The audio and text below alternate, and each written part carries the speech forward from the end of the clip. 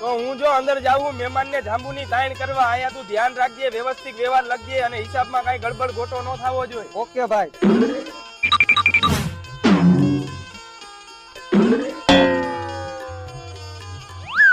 હાલે ભાઈ 51 લખતો.